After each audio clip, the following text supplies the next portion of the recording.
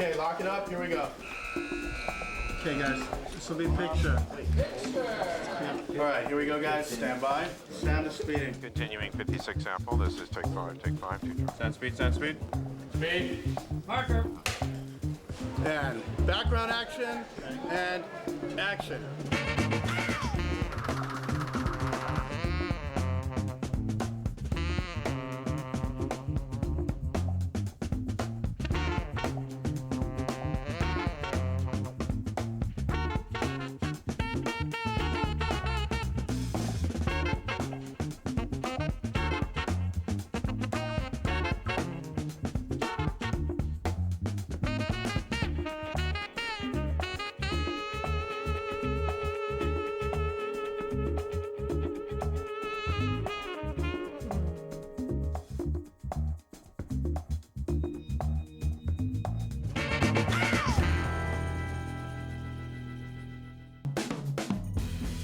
Morning. Please state your name for the record. Daniel Ocean. The script is such a smart script. All these characters were so well written. Everybody seems to have their own sort of showcase.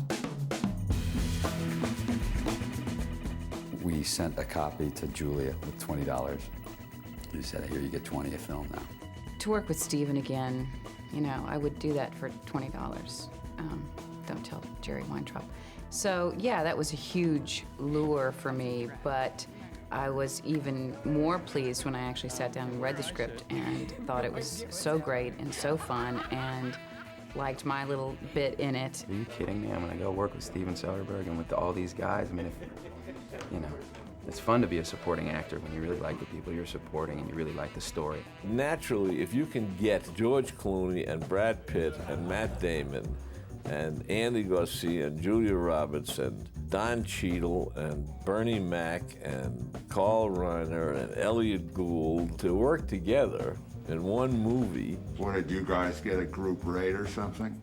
Every time you look at the screen, your eyes are going to pop out of your head. You're always looking at something beautiful, you know, or you're always looking at something important, beside the fact that they're great actors. Rehearsals up, guys. Quiet, please. It's too bad that he couldn't draw real talent to this film, and it's a bunch of no-names and hacks, but you know, they're doing their best. The first time we all sat down, we read the script together, group reading. That was great fun. You could just hear it firing then. And to see all the guys walk in one by one, it was good fun. It's pure entertainment. We'll just pick it up from there. It's already going. Oh. Mr. Ocean, was there a reason you chose to commit this crime? Or was there a reason you simply got caught this time? My wife left me. I was upset. I got into a self-destructive pattern. While he was inside, he's been thinking, and he has a plan together to pull a job. I hope you were the groom. I would say Rusty is Danny's right-hand man. I would say Danny's the idea man, and Rusty, he makes things happen. Danny shows up with this brilliant master plan. It's never been done before. It's gonna need planning, a large crew. What's the target? 8 figures each. What's the target? When was the last time you were in Vegas?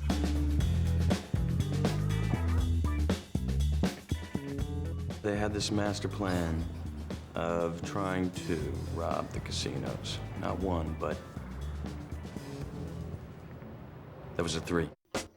Which casinos did you geniuses pick to rob? The Bellagio, the Mirage, and the MGM Grand. Danny has a lot of blind sides, and Rusty tends to watch out for him. But Danny can sell you anything. Why do this? Why not do it? Because the house always wins. Play long enough, you never change the stakes, the house takes you. Unless, when that perfect hand comes along, you bet big, and then you take the house. Been practicing this speech, haven't A little bit. Did I rush it? Felt like I rushed it. That was good, I liked it. Back it up. And who told you to do that? I did. I was concerned you couldn't leave Tess alone. Who's Tess? My wife. Ex-wife. You gotta be nuts, and you're gonna need a crew as nuts as you are. Elliot Gould, as Reuben, is financing this whole thing. What do you got in mind? I'm perpetrating as a dealer in Atlantic City. You have a plan already? Are you kidding? I just became a citizen again. Brother, I'm in. You're either in or you're out, right now. Matt Damon is, by trade, a sort of expert pickpocket. Well, he's been around the con his whole life, so he's, you know, a jack of all trades in one respect, and then in another, he's very good. He can lift anything from anybody, so he's got very quick hands. That's the best lift I've seen you make yet. Las Vegas, huh? Waiting, sweetheart, just waiting. Good, go. Waiting for you. What do you want? Go, little girl. You're like a little girl. Relax. The job needs drivers, and why not two stupid white boy peckerwood goofballs? Carl's character, I always imagined, was like a woman who used to be asked out a lot and now doesn't get asked out at all. So are you sure you're ready to do this? If you ever ask me that question again, Daniel, you will not wake up the following morning.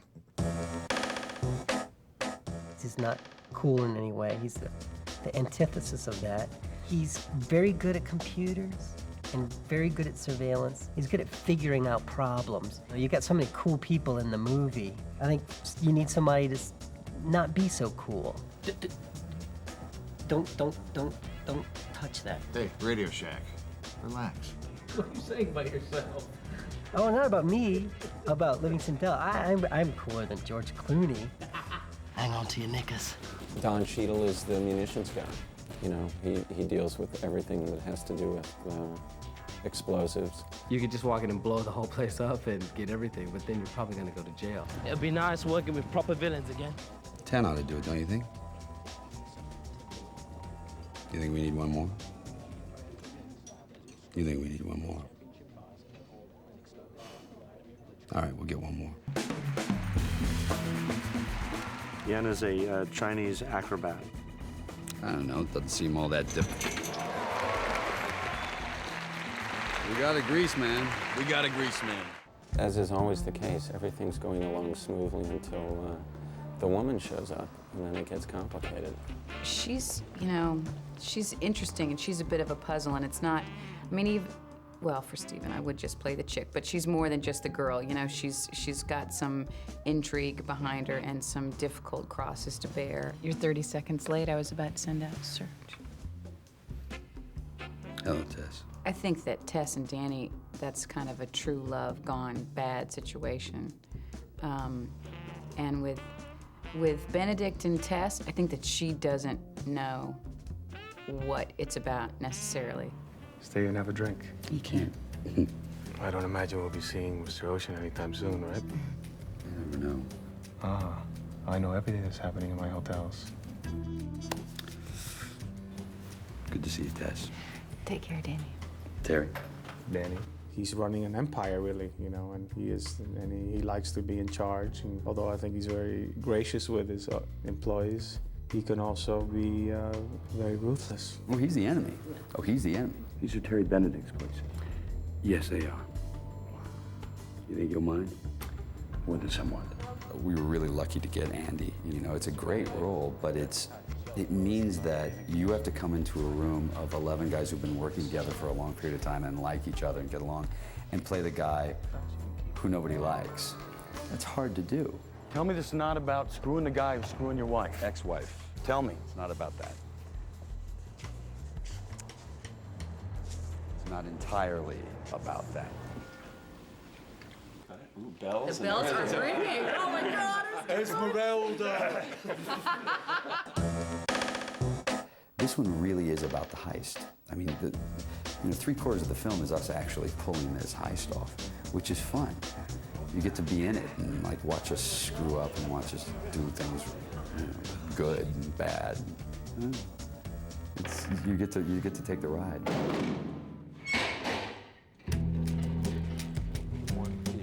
This is the vault at the Bellagio that safeguards every dime that passes through each of the 3 casinos above it.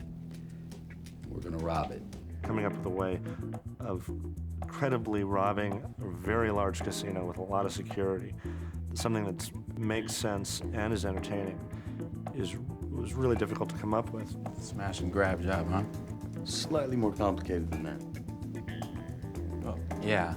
They're trying to knock over these 3 casinos simultaneously, which all share a common vault. And they're trying to do it on a fight night. Casinos need to have enough cash on hand to cover every bet at play on their floor. That means, on a weekday, by law, it has to carry anywhere between $60 and $70 million in cash and coin. On the weekend, between 80 and 90 million. On a fight night, the night that we're going to rob it, 150 million without breaking a sweat. And so their plan is to hit this vault that night in the middle of the fight while creating a series of sort of ever-escalating diversions. Someone call for a doctor? I'm not in your face. You were in my face. You bumped into me. You got in my way. I was trying to deliver my balloons. Gentlemen. We're just supposed to walk out of there with $150 million in cash on us without getting stopped? Yeah. It gets complicated. Things go wrong. Well, check the battery.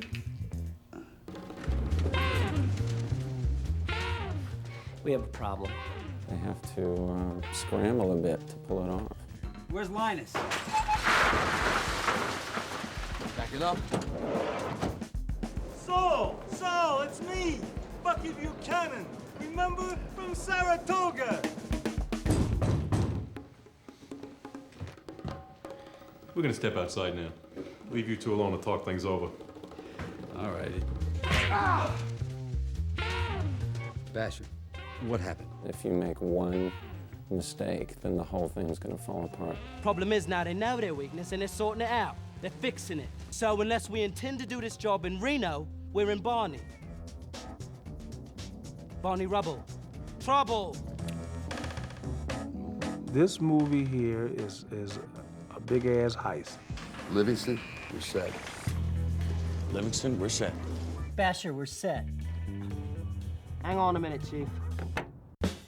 Everyone wants to see Vegas get taken to a certain degree because everyone's probably got a Vegas story. It's like The Sting, you know, there's those sort of elements to it. And it's been one of those times where it's just been nothing but fun. Now, they tell me that I paid my debt to society. Funny, I never got a check. I just thought it was exactly the kind of movie that you want when you hear that, you know, there are movie stars and there's a heist, and it just seemed to really deliver on all the levels you want a movie like that to deliver on. At the end of this, he better not know you're involved, not know your names or think you're dead, because he'll kill you, and then he'll go to work on you. It's a crime. We should not be getting paid for this. It's just been a laugh. I'm supposed to be steely and serious, and I was, you know, laughing like a 12-year-old, and it was, yeah, I think Steven was starting to wonder, why did I bring these two people to the table together? And it all stems really from Steven's sort of the karma that he disperses as a director, because the director is always sort of sets the tone. He's a smart guy. Steven actually is one of the easiest people I've ever worked with. Steven lets us improvise, and we'll improvise and improvise and improvise, and then I'll find out he wasn't even rolling sound. I haven't seen anything he's done yet, but I hear he's got a future. Any questions? 我们为什么不从地下挖个洞钻过去？ Exactly. All you really ever want somebody to do is have fun in that best popcorn sense of the word. Everybody seems to be doing such a bang-up job. I can't imagine that it won't be spectacular fun, and I, for one, can't wait to see this movie.